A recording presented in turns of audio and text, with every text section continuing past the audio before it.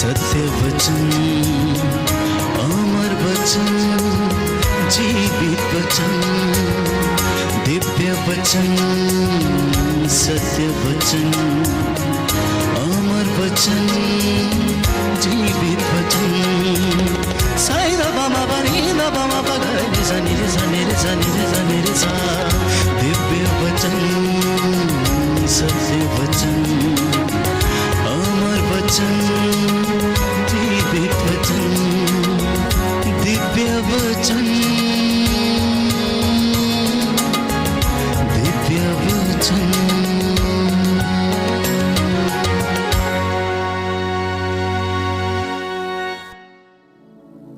प्यारे भाइयों और बहनों, पिछले दिनों हम चर्चा कर रहे थे कि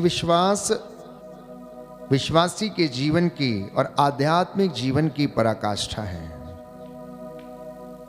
अगर एक विश्वासी अपने विश्वास में कमजोर हो गया या हो जाता है या दुख या विपत्ति में अपने को ईश्वर से अलग कर लेता है तो उसका सर्वनाश संभव है। ऐसे कई उदाहरण बाइबल हमें बताती है। उनमें से एक उदाहरण प्यारे भाइयों और बहनों यूदस इस्कारियोती के विषय में है कि यीशु के साथ रहने के बावजूद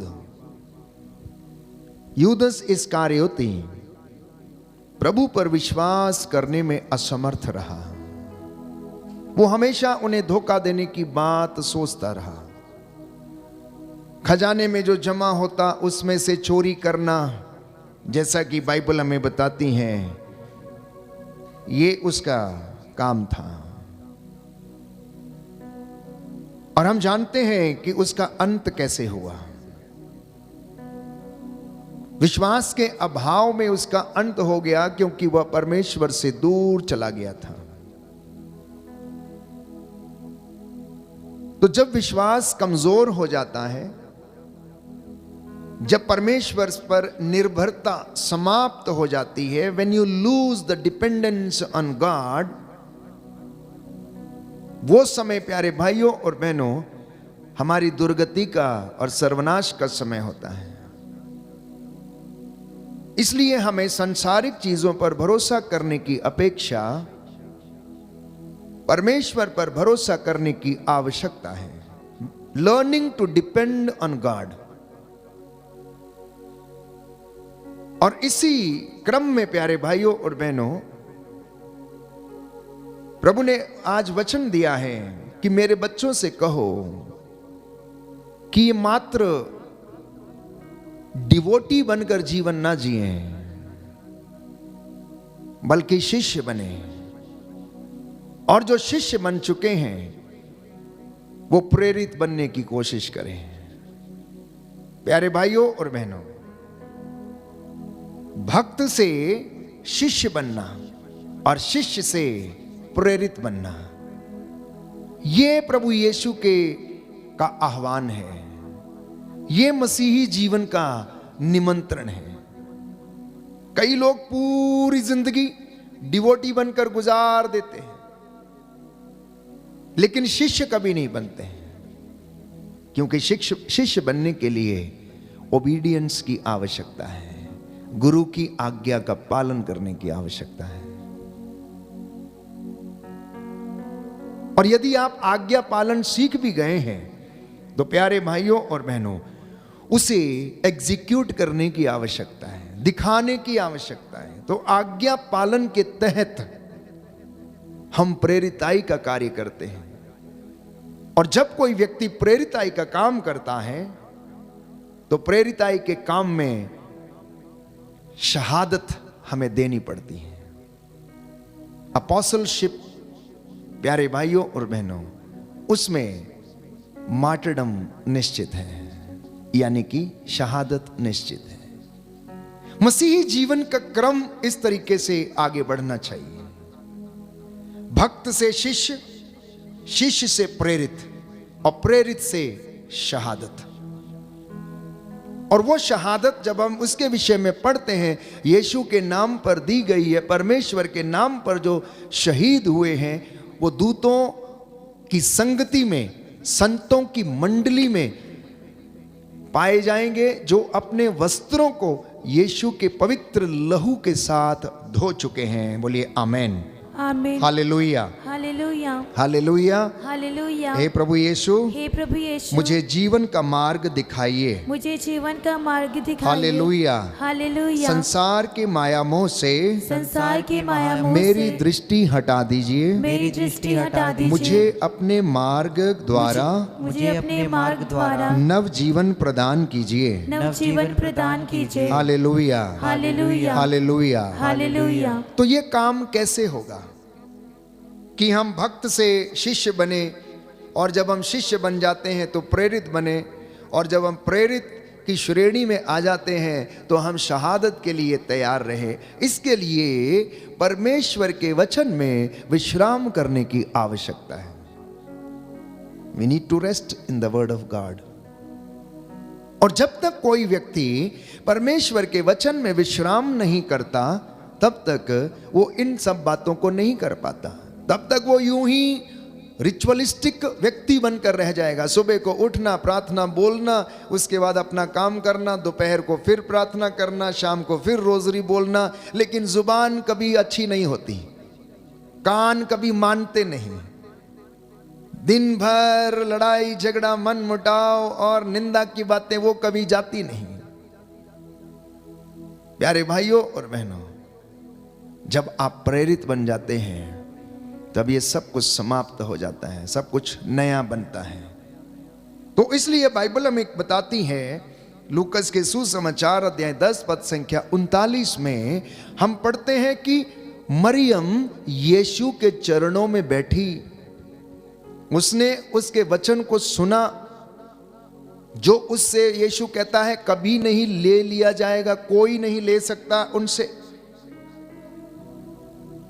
परमेश्वर के पुत्र यीशु ने उसको जो वचन सुनाया, उसकी जिंदगी के लिए था, उसके जीवन के लिए था, उसके विश्वास की बढ़ोतरी के लिए था। क्योंकि यीशु सदा एक रूप रहता है, उसका वचन कभी पुराना नहीं होता, हमेशा नया है, और उसकी कृपा बाइबल कहती है हर दिन नई होती है। इब्रानियों के पत्र अध्याय 13 पद संख्या 8 में हम पढ़ते हैं कि यीशु सदा एक रूप बने रहते हैं, हमेशा एक रूप रहते हैं। जैसा वो आदि में था वैसा अब है, हमेशा हमेशा तक रहेगा। और आदि में कैसा था? वो शब्द था। योहन के सुसमाचार अध्याय 1 पद संख्या 1 से 2 में पढ़ते हैं कि आदि में शब्द था और शब्द ईश्वर के साथ था और शब्द ही ईश्वर था, और शब्द देह बना और उसने हमारे बीच में निवास किया। लोगों ने इस वचन को सुना, कईयों ने विश्वास किया, कईयों ने विश्वास नहीं किया। उन्होंने उस शब्द को देखा, यीशु को देखा, उनके सामने खड़ा था, उनके सामने चमत्कार कर रहा था, लेकिन वे विश्वास नहीं कर पाए। उनमें से बहुत सारे लोग जो उनके साथ रहते थे उन्हें छोड़कर भाग गए। अंततः यीशु ने योहन के सुसमाचार अध्याय 6 पद संख्या 68 में हम पढ़ते हैं कि अपने शिष्यों से कहा, सब लोग मुझे छोड़कर चले गए हैं, क्या तुम भी छोड़कर चले जाना चाहते हो? तो पेतरुस जवाब देता है, हम आपको छोड़कर कहां जाएं? हम आपको छोड़कर कहां जाएं? आपके वचनों में अनंत जीवन का संदेश है। आपके वचनों में अनंत जीवन का संदेश है। जब मैं आपसे यह बात कर रहा हूं कि हमें भक्त से शिष्य बनना चाहिए, शिष्य से प्रेरित बनना चाहिए, और प्रेरित से हमें शहादत को स्वीकार करने के लिए तैयार रहना चाहिए, so it implies that we should move from हमारे व्यक्तिगत जीवन से निकलकर परमेश्वर पर विश्वास करने वाले और निर्भर रहने वाले व्यक्ति बनने की आवश्यकता है। Moving from the age of individuality to dependence on God। अपने व्यक्तिगत जीवन से निकलकर परमेश्वर के ऊपर निर्भर होने के लिए एक क्रिस्तीय जीवन के लिए हम बुलाए गए हैं। और उस बात को पूरा करने के लिए प्यारे भाइयों और बहनों, बाइबल हमें बताती है कि यीशु हमारे साथ ऐसा करने को तैयार है। इसलिए पवित्र बाइबल कहती है कि जब तक मैं अपनी प्रतिज्ञाओं को जो मैंने तुम्हारे पूर्वजों से की थी पूरा ना कर दूं, तब तक मैं तुम्हें नहीं छोड़ूंगा। Hallelujah, hallelujah, hallelujah, hallelujah, hallelujah. प्रभु कहता है, प्रभु कहता है, एजेकियल नबी का ग्रंथ एजेकियल नबी का ग्रंथ अध्याय 36 अध्याय पद 36 संख्या 26, पद संख्या 26, मैं तुम लोगों को मैं तुम लोगों को एक नया हृदय प्रदान करूंगा एक नया हृदय प्रदान और करूंगा तुम में और तुम एक में नया आत्मा रख दूंगा। एक नया आत्मा रख मैं दूंगा। तुम्हारे शरीर से मैं तुम्हारे शरीर से पत्थर का हृदय निकालकर पत्थर का हृदय निकालकर तुम लोगों को तुम लोगों को रक्त मांस का हृदय रक्त मांस का हृदय प्रदान करूंगा। प्रदान करूंगा। Hallelujah, hallelujah, hallelujah. हालेलुया। तो इसलिए ईश्वर का वचन सुनना अनिवार्य है। जब तक हम इस वचन को नहीं सुनते, ये वचन आप में विश्वास को दृढ़ नहीं कर सकता। वचन सुनने से विश्वास उत्पन्न होता है, बाइबल हमें बताती है। और योहन के सुसमाचार अध्याय 17 पद संख्या 13 में हम पढ़ते हैं कि यीशु मसीह को अनंत जीवन मिला है, इसलिए वो हमें अनंत जीवन प्रदान करने के लिए इस दुनिया में आया है। और उसने हमें वो अनंत जीवन प्रदान किया है और उसका भागी बनने के लिए हमें बुलाया है। तो उनका जो मेन काम था प्यारे भाइयों और बहनों, वो लोगों को जीवन देना, उनकी बीमारियों से उन्हें आजाद करना, अबदूतों से उनको रिहा करना। अंततः हमारे साथ क्या रह जाता है, आप लोग जान लीजिए, केवल ईश्वर का वचन हमारे साथ निवास करता है। आप याद कीजिए, लूकस के सुसमाचार में हम पढ़ते हैं अध्याय 24 में कि जब एमाउस के रास्ते पर दो शिष्य जा रहे थे, उनके मुख बड़े उदास थे, मलिन हुए थे, वो बड़े निराश थे और कुछ चर्चा करते हुए जा रहे थे। और यीशु उनके साथ में एक राहगीर के समान उनके साथ में हो लिया और उनकी बातों को सुनने लगा और पूछने लगा कि क्या हो गया है, किस विषय पर बातचीत कर रहे हो। वो कहने लगे कि केवल तुम ही एक व्यक्ति हो जो नहीं जानते कि यरूशलेम में बीते दिनों क्या क्या बीता है। ये तो बड़ी आश्चर्य की बात है कि केवल तुम हो जो नहीं जानते हो। प्यारे भाइयों और बहनों, यीशु ने उनके साथ चलते चलते वचन की व्याख्या करनी शुरू की, शुरू से लेकर अंत तक। और बाइबल कहती है कि वे लोग अपने मन में कहने लगे कि जब वो हमारे लिए ये सब बातों की व्याख्या कर रहे थे, उस समय हमारे हृदय बड़े उद्दीप्त हो रहे थे। जब वो लोग वचन सुन रहे थे, पुनर्जीवित यीशु के द्वारा जो उनको वो समझा रहे थे, तो उनके हृदय अंदर ही अंदर उद्दीप्त हो रहे थे। उनमें एक अलग तरीके का, प्यारे भाइयों और बहनों, जोश था जो उन्हें उत्साह दे रहा था। और वो संध्या के समय उन्हें क्या करते हैं, बुलाते हैं और यीशु उनके साथ में रहते हैं और वे लोग यीशु को रोटी तोड़ते वक्त पहचान लेते हैं। अभी भी यहां तक वे लोग एक भक्त की श्रेणी में ही रहे, भक्त से एक शिष्य बनकर ही जीवन बिताते रहे, लेकिन वो शहादत के लिए तैयार नहीं थे, प्रेरित बनने के लिए तैयार नहीं थे। शिष्यों में प्रेरिताई का कार्य जब शुरू हुआ तो पवित्र आत्मा के उतरने के बाद, और जब वो लोग पवित्र आत्मा के द्वारा पूर्ण रूप से भर गए तो शहादत के लिए तैयार हो गए। इसलिए उसके बाद उन्होंने फिर परवाह नहीं की, उन्होंने फिर परवाह नहीं की। पहले केवल वो लोग डिवोटी रहे होंगे, यीशु ने बुलाया तो शिष्य बन गए, लेकिन शिष्य वहीं तक रहे जब तक पवित्र आत्मा उनके ऊपर नहीं उतरा, प्रेरित नहीं बने।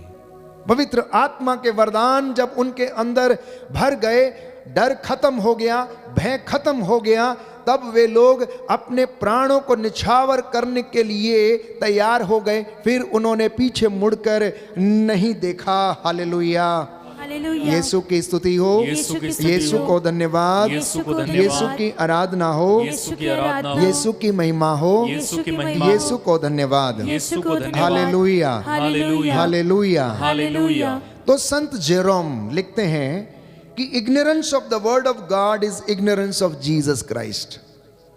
Ignorance of word of God is ignorance of Jesus Christ. मतलब इस वचन की अगर हमें पता नहीं है या हम इस वचन को यदि नहीं जानते हैं तो इसका सीधा सा मतलब है कि हम यीशु को भी नहीं जानते हैं। और जब तक हम सुसमाचार सुनाते वक्त यीशु की चंगाई और उनके चमत्कारों की घोषणा ना करें, तब तक प्यारे भाइयों और बहनों वो सुसमाचार की घोषणा नहीं कहलाती। हमें प्रभु यीशु के सुसमाचार की घोषणा करते वक्त उनके चिन्ह चमत्कारों, उनकी दया और उनके जो कंपैशन थी लोगों के ऊपर, उसको सुनाना अत्यंत आवश्यक है। यीशु ने किस तरह से लोगों की सेवा की, किस तरह से रोगियों को चंगा किया, किस तरह से उन्होंने चिन्ह चमत्कार और मिरेकल्स किए, जब भी आप घोषणा करते हैं सुसमाचार की तो उनको अवश्य बताना चाहिए। So the proclamation is not a proclamation if you don't take the name of Jesus' miracle and healing. वो तब तक प्यारे भाइयों और बहनों सुसमाचार नहीं बनते जब तक कि हम यीशु का नाम ना लें, जब तक हम यीशु की चंगाई की घोषणा ना करें, तब तक वो सुसमाचार नहीं बनता है। सुसमाचार अनंत जीवन का संदेश है और वो अनंत जीवन यीशु मसीह देता है। रोमियो के पत्र अध्याय 10 पद संख्या 17 में हम पढ़ते हैं, जब हम विश्वास की चर्चा करते हैं कि सुनने से विश्वास उत्पन्न होता है और जो सुना जाता है वो ईश्वर का वचन है। लूकस के सुसमाचार अध्याय 5 पद संख्या 1 में हम पढ़ते हैं कि पेतरुस ने यीशु मसीह के पूरे जीवन को देखा। लूकस का सुसमाचार अध्याय 5 पद संख्या 1। पेतरुस जो यीशु के साथ रहता था, उसने यीशु की बातों को सुना। लिखा है, एक दिन ईसा गनेजरेत की झील के पास थे। लोग ईश्वर का वचन सुनने के लिए उन पर गिरे पड़ते थे। उस समय उन्होंने झील के किनारे लगी 2 नावों को देखा। मछुए उन पर से उतरकर जाल धो रहे थे। ईसा ने सिमोन की नाव पर सवार होकर उसे किनारे से कुछ दूर ले चलने के लिए कहा। इसके बाद वे नाव पर बैठे हुए जनता को शिक्षा देते रहे। उपदेश समाप्त करने के बाद उन्होंने सिमोन से कहा, नाव गहरे पानी में ले चलो और मछलियां पकड़ने के लिए अपने जाल डालो। सिमोन ने उत्तर दिया, गुरुवर, रात भर मेहनत करने पर भी हम कुछ नहीं पकड़ सके, परंतु आपके कहने पर मैं जाल डालूंगा। आपके कहने पर मैं जाल डालूंगा। यीशु के आजू बाजू भीड़ की भीड़ वचन सुनने के लिए बैठी हुई थी।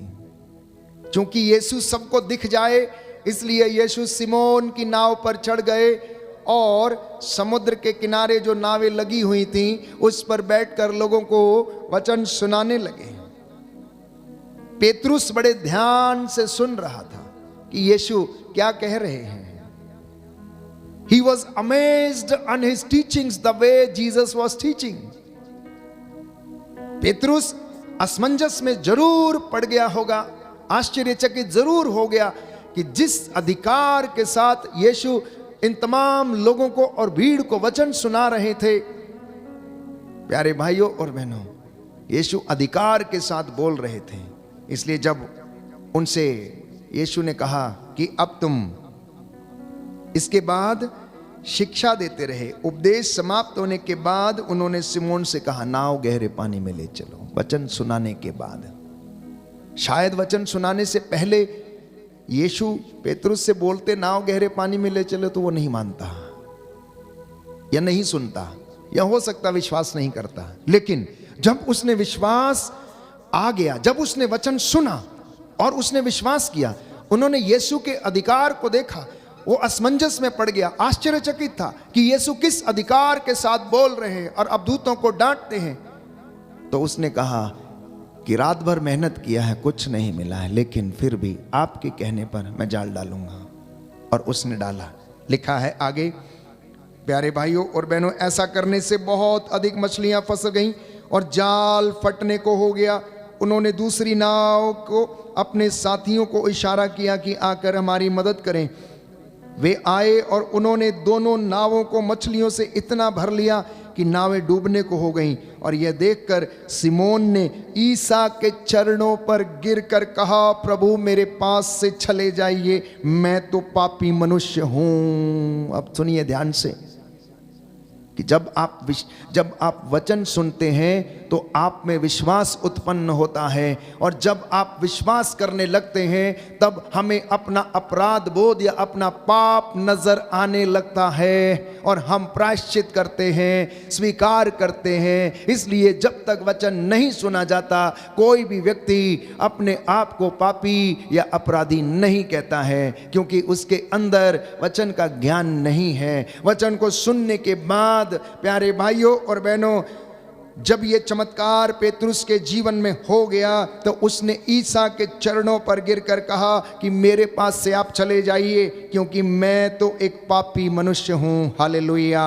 Hallelujah, hallelujah. यीशु की स्तुति हो, यीशु की स्तुति हो, यीशु को धन्यवाद, यीशु को धन्यवाद। प्रभु यीशु कहते हैं, प्रभु यीशु कहते हैं, मेरी शिक्षा मेरी अपनी नहीं है, मेरी अपनी नहीं है, बल्कि जिसने मुझे भेजा है, बल्कि जिसने मुझे भेजा है, उसने मुझसे कहा है, उसने मुझसे कहा है, ये उसकी शिक्षा है, यह उसकी शिक्षा है। Hallelujah, hallelujah, hallelujah, hallelujah.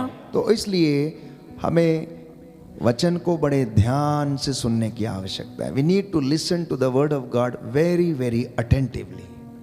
और जो लोग उसको सुनते हैं ध्यान से, उनका जीवन बदल जाता है। प्यारे भाइयों और बहनों, यूहन्ना के सुसमाचार अध्याय 6 पद संख्या 66 में प्रभु का वचन कहता है कि मेरे शब्द आत्मा और जीवन है। मेरी शिक्षा जो मैं तुम्हें सुनाता हूं मेरी अपनी नहीं है, पिता के द्वारा दी गई ये शिक्षा है। इसलिए जो पिता ने मुझसे कहा है तुमको बताने के लिए, मैं तुम्हें वही बताता हूं। और इसीलिए उस शिक्षा के द्वारा हमें जीवन मिलता है। और प्यारे भाइयों और बहनों, हम उन वचनों के द्वारा चंगे हो जाते हैं। ईसा के घावों के द्वारा हम चंगे हो जाते हैं। हमने निरे शब्दों के द्वारा नहीं, बल्कि सामर्थ्य और पवित्र आत्मा के द्वारा दृढ़ विश्वास से प्रचार किया है। बाइबल हमें बताती है, थिस्सलुनीकियों के पहले पत्र अध्याय 1 पद संख्या 5 में संत पौलुस कहता है कि हमने निरे शब्द नहीं बोले, हमने पवित्र आत्मा के सामर्थ्य से जो परमेश्वर की ओर से हमें दिए गए उन शब्दों को हमने लोगों के बीच में बोला, और उसके द्वारा चिन्ह और चमत्कार हो गए। जब पेतरुस ने उस लंगड़े की तरफ देखा और कहा कि देखो, हमारे पास ना तो सोना है ना चांदी है, परंतु जो है मैं वह तुम्हें देता हूं, ईसा मसीह के नाम पर तुम उठो और चलो फिरो। और वो चलने लगता है, स्तुति करने लगता है। प्यारे भाइयों और बहनों, तो मैं बात कर रहा था कि हमें भक्त से शिष्य बनने की आवश्यकता है।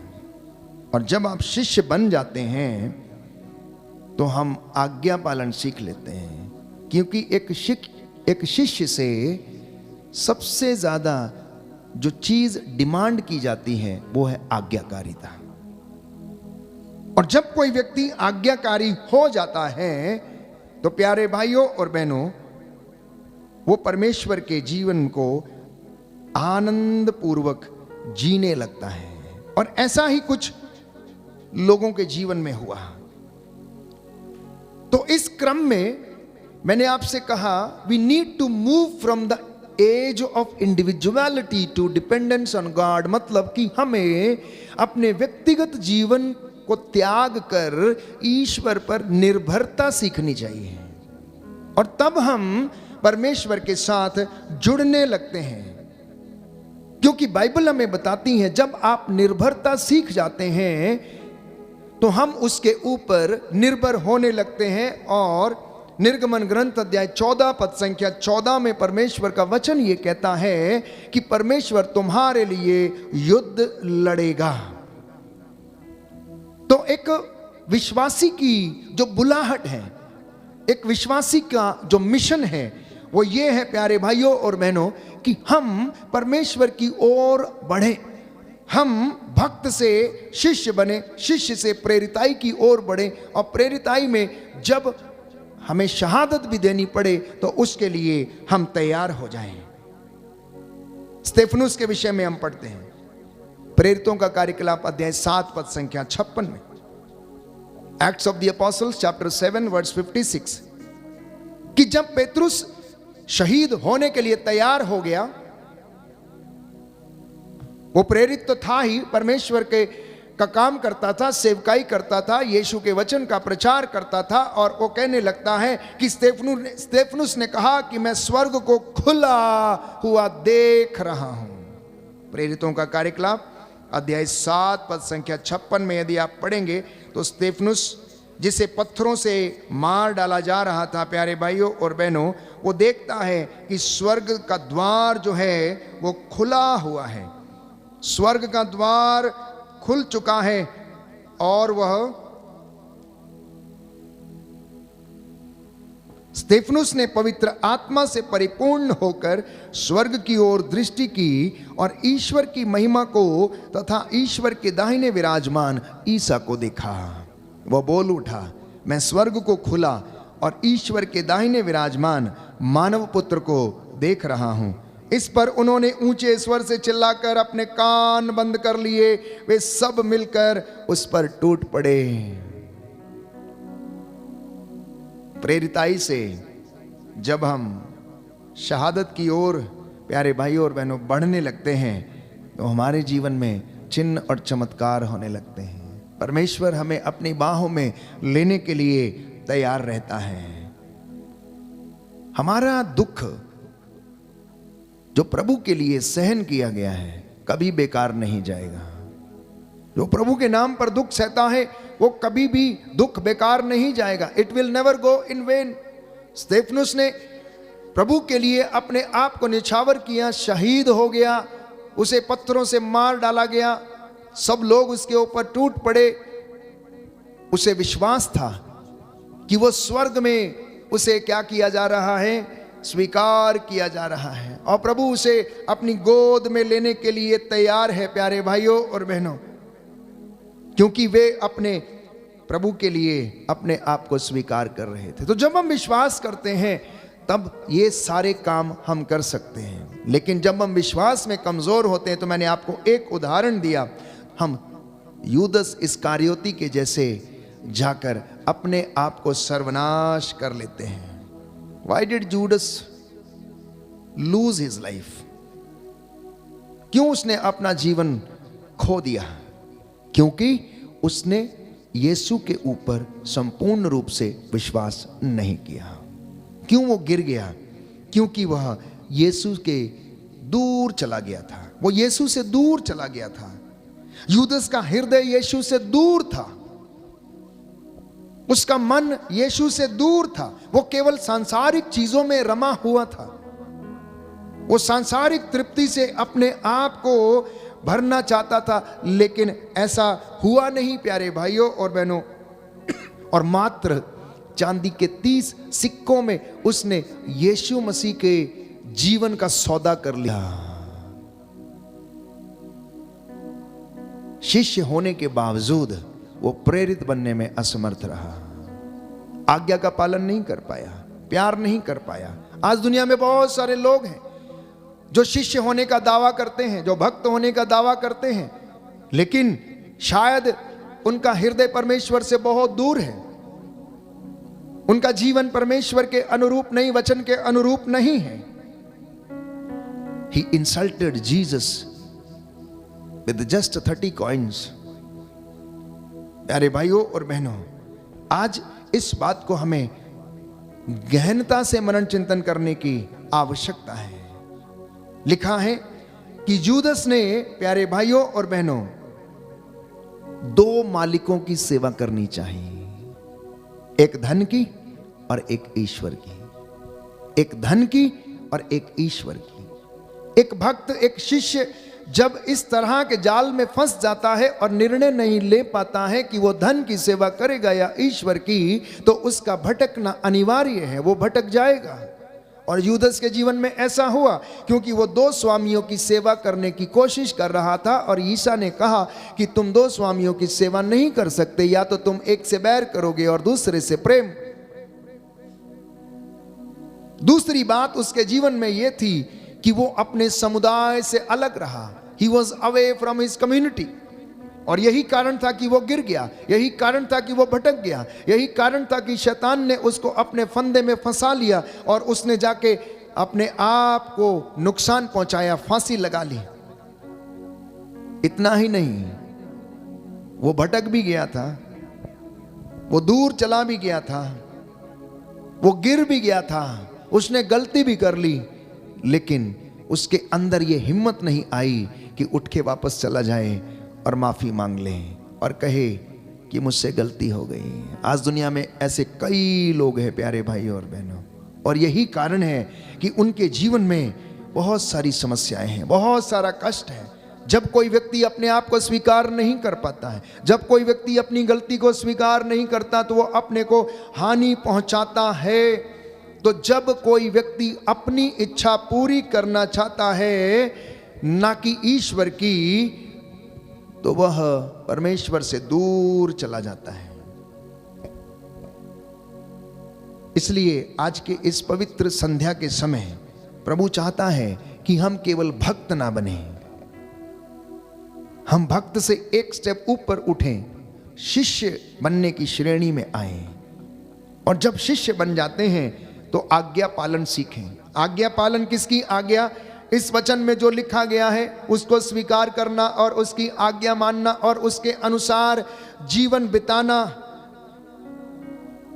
और जब हम ऐसा करते हैं तो हम प्रेरिताई के कामों के विषय में प्यारे भाइयों और बहनों आगे बढ़ते रहते हैं। क्योंकि जब आज्ञाकारिता जीवन में नहीं है तो समस्याओं का आना जीवन में अनिवार्य है। समस्याओं का आना जीवन में अनिवार्य है। दूसरा उदाहरण नबी योना के विषय में हम पढ़ते हैं। नबी योना ईश्वर का भेजा हुआ व्यक्ति था जो नबूवत किया करता था। He was disobedient। उसने ईश्वर की आज्ञा नहीं मानी। उसे निनवे शहर जाने के लिए बोला गया, लेकिन वह उल्टे शहर का टिकट लेके उल्टी दिशा में जाने वाले जहाज पर बैठ गया और तारशीश की ओर चला जाने लगा। और जैसे ही उसने आज्ञा पालन नहीं किया, उसके जीवन में कठिनाइयां आनी शुरू हो गई। तूफान आया। तूफान आने के बाद अपने आप को उसने छिपाया। छिपाने के बाद उठा के उसे समुद्र में फेंक दिया गया। समुद्र में फेंकते ही एक बड़ी सी मछली आई और उसे अपने पेट में निगल कर चली गई और 3 दिन उसे क्या कर दिया? अपने पेट में रखा, जहां पर वो घुटने लगा।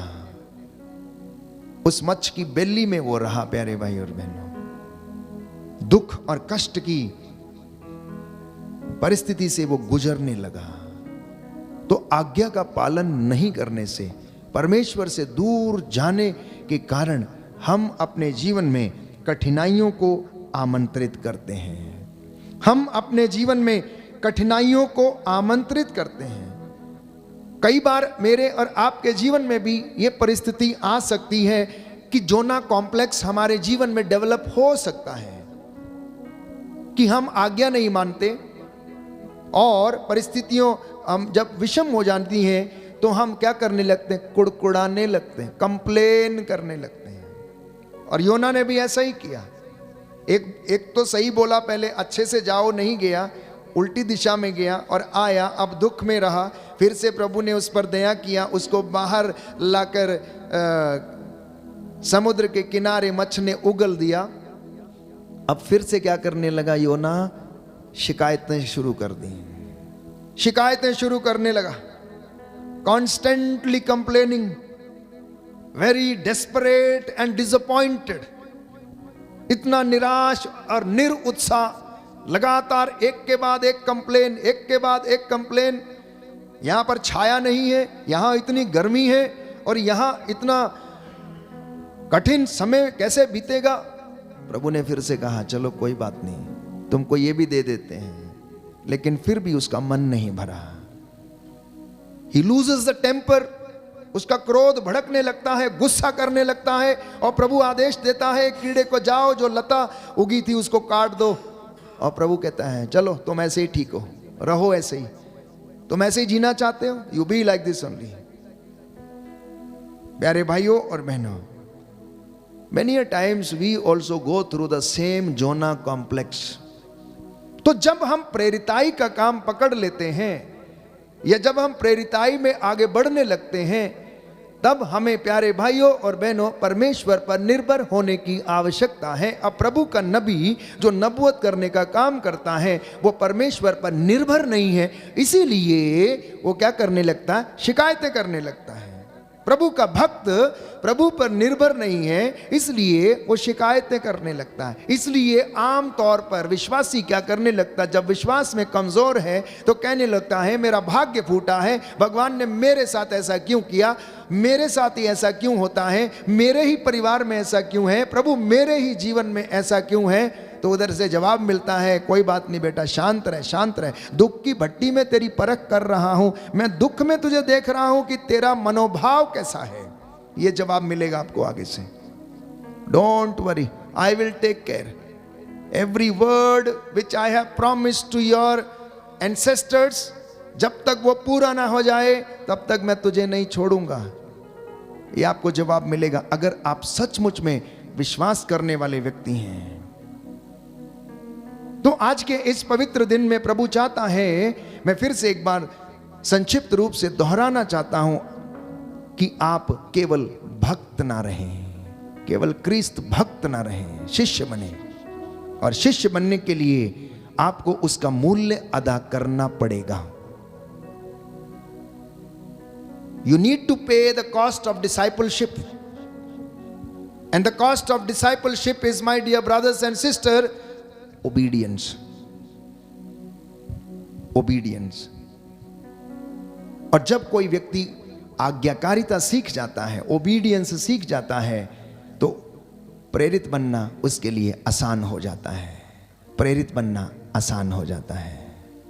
मनन चिंतन करें, मनन चिंतन करें कि हम किस श्रेणी में हैं। अभी तक केवल भक्त हैं या शिष्य हैं, या फिर शिष्य से एक स्टेप और आगे बढ़े हैं। और अगर उस श्रेणी में आप आ चुके हैं तो क्या आप शहादत के लिए तैयार हैं या नहीं। शहादत के लिए तैयार रहने का मतलब है संत पौलुस के जैसे उसके जहाज को कितनी बार नुकसान पहुंचाया गया, उसे कितनी बार रोका गया, लेकिन वो नहीं माना, वो रेडी था, वो तैयार था, मरने के लिए तैयार था प्रभु के नाम के कारण। प्रभु आज अपने इन वचनों के द्वारा हमारे विश्वास को दृढ़ करे और आशीष प्रदान करे।